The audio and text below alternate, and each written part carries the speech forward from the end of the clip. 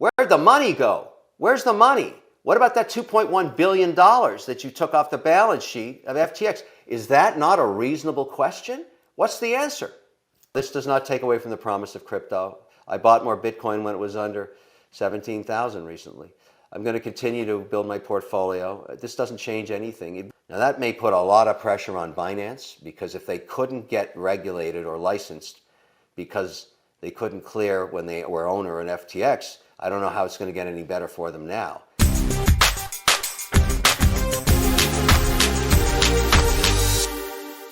I was just following the money. That's all I'm doing. I want to know where the money went. And so in pursuit of that, I'm looking for two things, really. I'm no different than any other investor. And I also had a lot of assets sitting on the FTX platform. And so starting at the point of when it went into bankruptcy, I noticed that within hours, my accounts were swiped clean, scraped clean, not only of the assets, but all of the records, all the financial records. So about 48 hours later, thinking maybe the server's coming back up, it didn't, I started making phone calls. I knew the management of the company, and I started asking, where's the money? It's a very simple question.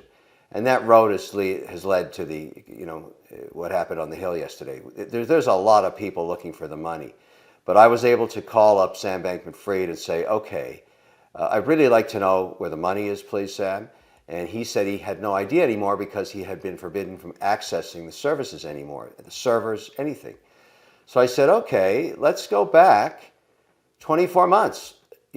Let's go back and see where the money went. Give me an idea of where the large amounts of money were. Certainly you can remember. At that time, he said somewhere between $2 and $3 billion buying back his stock from Binance. Now, that's either a fact or it isn't. And just a few minutes ago, CZ confirmed it on another network. The number was $2.1 billion.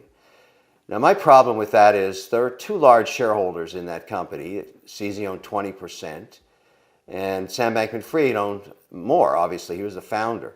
So are those not related parties?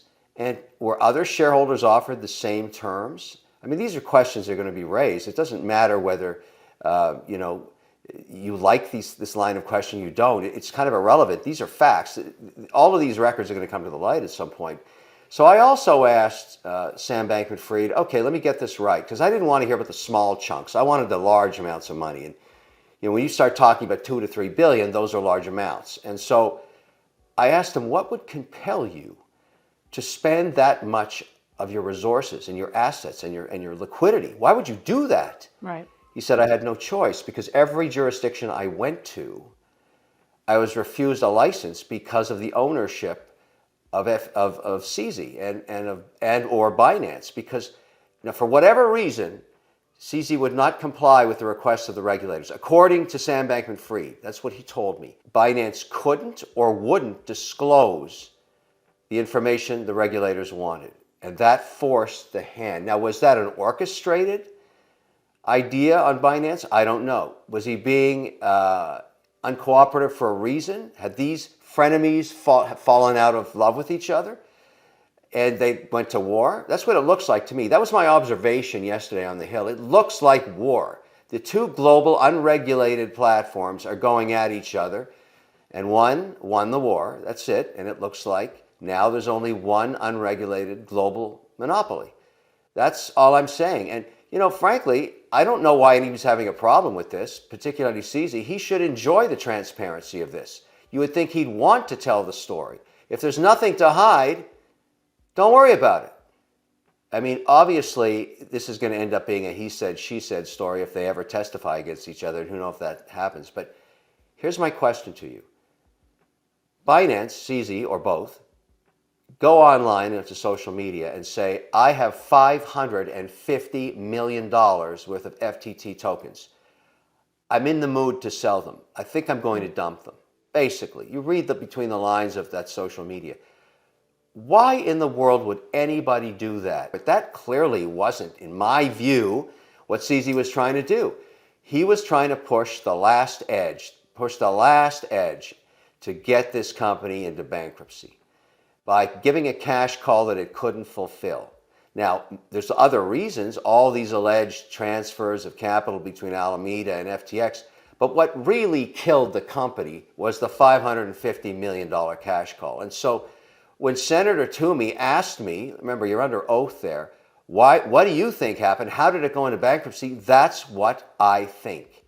Now, let the records determine otherwise. I mean, this thing is going to get every flashlight of transparency shone on it over the next year. We'll find out what happened, including I've applied to go on the credit committee. I want to help in this situation. I want to find out where the money went. Then I'm going to go get it back, including the $2.1 billion in that transfer. I've already disclosed I'm a paid spokesperson. I've already disclosed the economics of it. I've already disclosed the millions I lost. I'm being totally transparent because I have no option but to be totally transparent. You don't go and sit in Congress and lie to them. You can't do that. You're under oath. And so at the end of the day, I'm just telling you what I think happened. It has nothing to do with some strategy on social media. It's irrelevant to me. All that stuff is noise. What are the facts? That's what we have to find out. Now, I'm sorry that CZ, I have no reason to go, fight with him on social media. I've only met the guy once in a conference where he was on a screen. And so this is not a plan to hurt him. I'm just asking, where'd the money go? Where's the money? What about that $2.1 billion that you took off the balance sheet of FTX? Is that not a reasonable question? What's the answer? This is America. In this country, you are assumed innocent till proven guilty. And when he is proven guilty and gets his fair day in trial, then I'll say that, if indeed he's guilty. I don't understand this mob saying he's a fraudster without even a fair trial. One day, some of those people are going to be in the same situation. They just don't know it yet.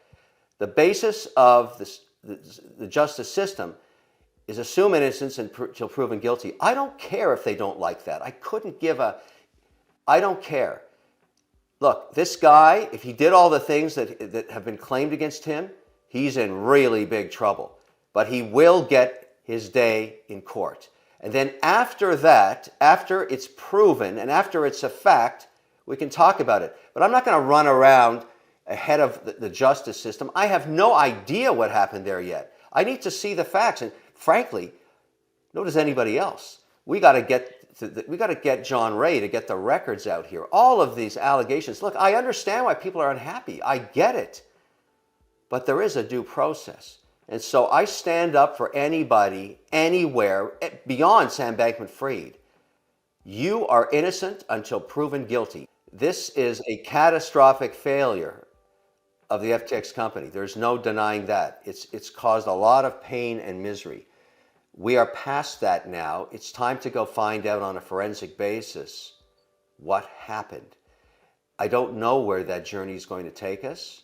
I think there'll be more twists and turns in the road, more surprises like the $2.1 billion transaction. I had no idea about that.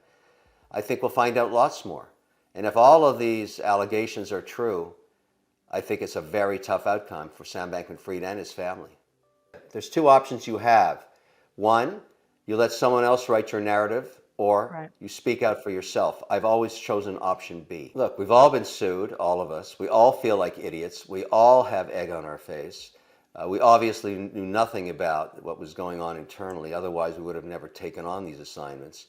And this is a tragedy. Everybody knows that. But I also have it from the point of view of being an investor, along with 90 other very sophisticated financial services entities that invested in the equity of these companies. We too feel foolish. We have egg on our face. We all feel like idiots. That's a fact. But having gone through that, and here we are, we can't change the past. What are we doing going forward? That's why I want to get on the credit committee. I want to figure out how to find a way to repatriate as much of this capital back to people's accounts as possible and to the equity shareholders. This is a classic situation of clawback. We have to go find the money. It's going to be a long journey. It's a tragedy. Look, it's an absolute tragedy. Think about this. I've been a venture investor for 30 years. Since 1954, the stats on venture investing are basically stayed the same, regardless of technology or regardless of the decade. You make about 10 investments, 8 of them are going to fail, and 2 of them are unicorns, and pay for all of the grief and misery of the ones you failed on. You ask, why did people invest in FTX? It looked like a unicorn. No amount of due diligence on the 8 losing companies in venture investing is going to stop them from failing. Doesn't matter. You have no idea when the journey starts what's going to happen. You do know, though, the stats tell you 8 out of 10 times it's going to fail. What are the reasons for failure? Well, in this case, it might be fraud if proven. And so we don't know. But there's lots of other reasons companies fail. I'm not going to stop investing as a venture investor because I've had a 0. I have 8 zeros out of 10 every time I do 10 deals. But the 2 that win pay for all the mistakes. Obviously, I wish I hadn't got involved in this. It's too bad that this is the outcome. But I'm certainly not going to shirk from responsibilities of trying to do as much as I can to return capital. And anything I can do, and I'm very fortunate to have resources, I'm going to. But that's all I can do. What else can I do? I mean, I have to actually face this, deal with all this, and then go forward. And I'm going to remain an investor. I'm going to remain transparent, and if called back to testify, I will. This is a journey. We haven't started even the first mile of it yet. This does not take away from the promise of crypto. I bought more Bitcoin when it was under 17,000 recently. I'm going to continue to build my portfolio. This doesn't change anything. It will change the regulatory environment dramatically. If it's true, and I say if it's true, that Sam Bankman-Fried bought back his shares from CZ because he couldn't get a license, that tells you the regulatory environment is getting much tighter. So I speculate that in any jurisdiction, what's going to happen, and we discussed this on the Hill yesterday, if you think about what the prizes are for jurisdictions, New York, no question about it, that's the top prize.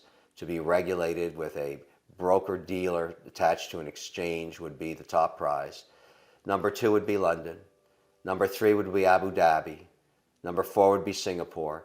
Now, those regulators and others, obviously, you could think maybe Brussels and the Eurozone, they're going to start talking to each other. They're not going to issue licenses to anybody unless they're all in sync. That's my speculation. Now, that may put a lot of pressure on Binance, because if they couldn't get regulated or licensed because they couldn't clear when they were owner in FTX, I don't know how it's going to get any better for them now. At some point, you have to open up the scrutiny of an audit.